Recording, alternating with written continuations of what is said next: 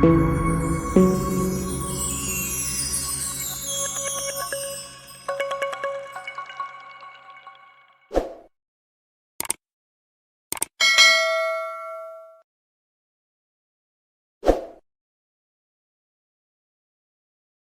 back viewers. In today's video we are going to play the FlightGear game. So I have installed the FlightGear game from the Mint store, and you can see it here. It is there in the menu. So you have to just click on it and it will start. And the aircraft that we are going to fly is Cessna 172P Skyhawk. It is a small plane. So, and the location is the Keflavik. So Keflavik airport is there, and we are already standing on the active runway, and the automatic landing system is enabled by default. You have to just fly.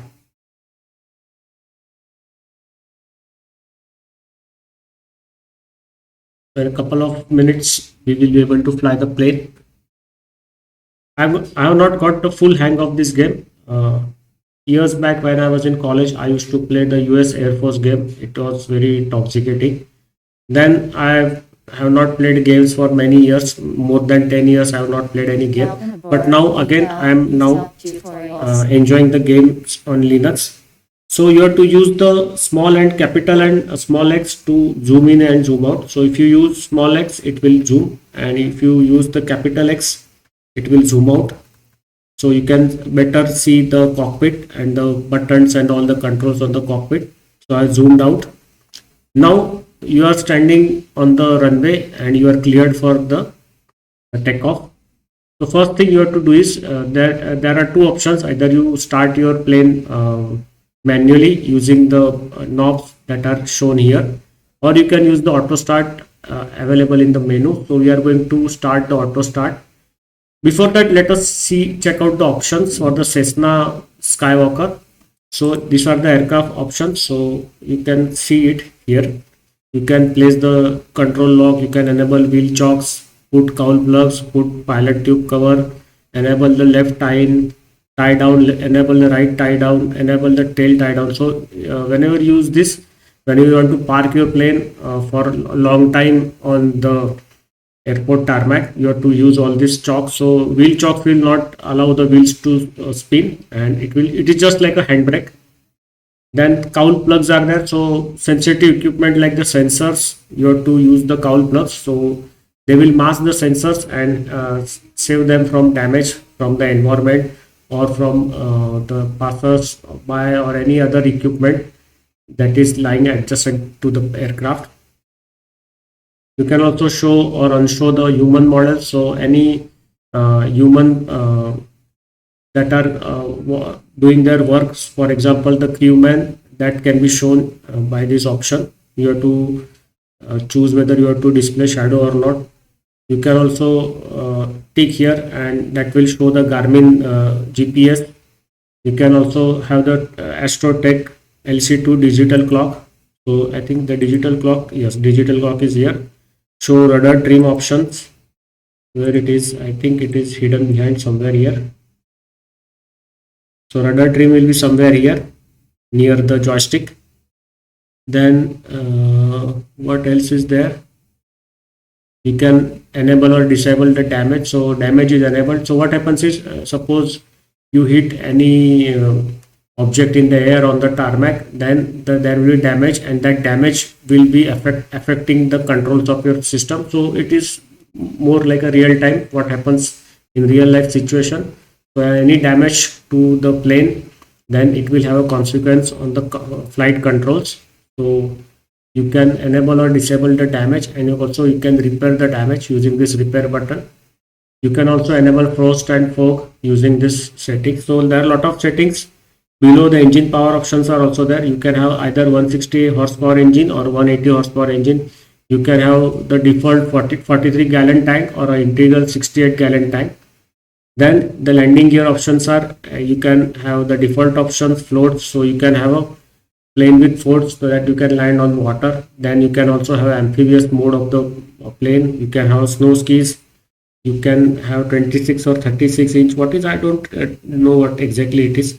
But there is 26 inch and 36 inch option. Then spawn at seaport if available, so that is not selected by default. So these are all the aircraft options available.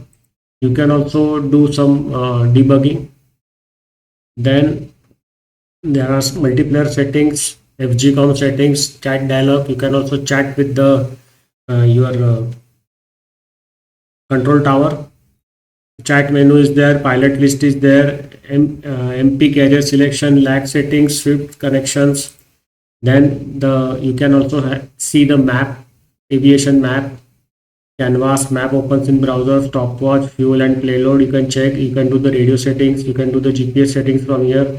You can check out the instrument settings. You can have random failures, system failures and instrument failures. So you can configure them. So you may have or may not have all these failures during your flight, or you can program your flight to have such failures. So you can train yourself to encounter such failures and keep your plane flying and then land safely. Then there are environment settings, weather settings, which kind of weather you want to fly, which kind of environment you want to fly in, time settings, wildfire settings, volcanoes. You can also position aircraft in air, select the airport, random altitude, tower positions, everything is there. And these are the graphics settings like the full screen toggle, rendering options, view options, cockpit view options, adjust LOD ranges, adjust view position, adjust HUD positions, toggle glide slope tunnel, instant replay. So you can record your flight and then you can have instant replay.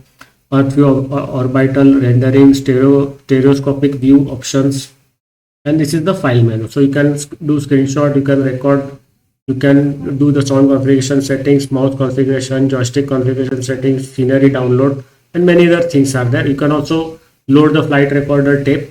So flight recorder tape, in our case, I think it will record the complete flight. So you'll have a graphical, just a video is there, and all the settings, flight settings, that is the instrumental settings also will be saved along with the flight video. So what we are going to do is, let us start using the auto start options. So here you can see it starts up. Total is 22%. We are going slowly and slowly. We will just increase it up to 40%. Let us see what happens. So the plane has started to move. We will go up to 54. Let us see what happens.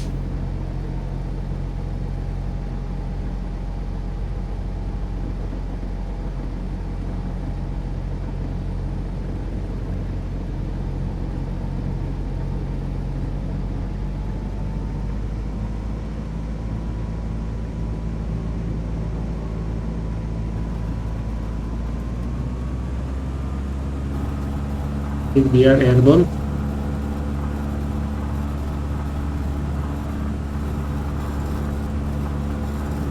Where is the yoke? So you have to use your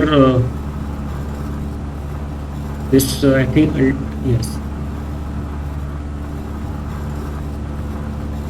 yes, now we are airborne, but I think we are going we might crash because the low altitude warning is going on.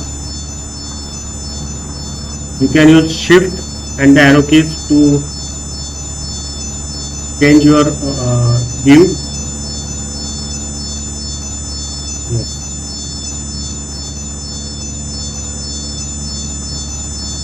So here in our case you have to use the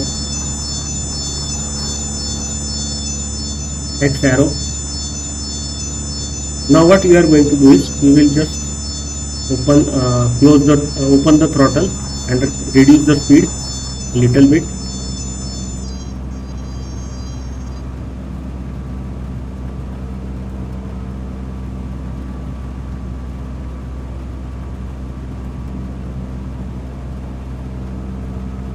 So we are in over zoom mode. I think we will have to, yes.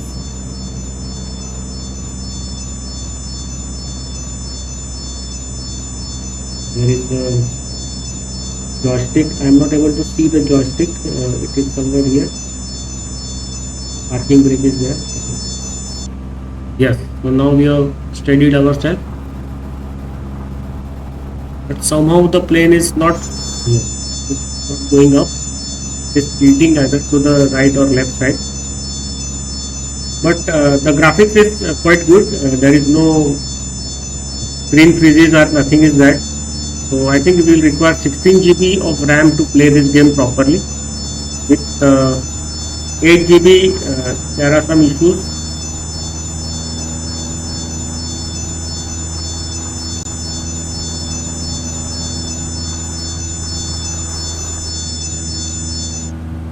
Yes.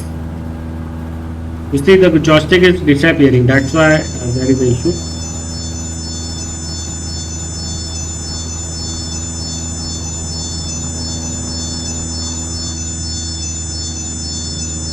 And we are on ground now. So this is it. This is how we can play. The play is limited because I think either the graphics issue is there, or I require some maturity, more maturity to play this game. I require some more experience to play this game. Otherwise, it is quite playing well, because I tried this game in Windows on the same system, but in Windows I am not able to play this game. But in Linux, at least I am able to play the game properly. So here you can see we are just taking off and then landing, banging on the ground again. So we are going to now exit from the game. So I will now stop here in this video. So maybe if I improve the RAM of my system to 16 GB, I will able to play this game quite comfortably, and then I can do another video on this game. This is surely very exciting game, and there are many plane models that we can try out and train ourselves to fly those planes. So see you in the next video. Bye bye.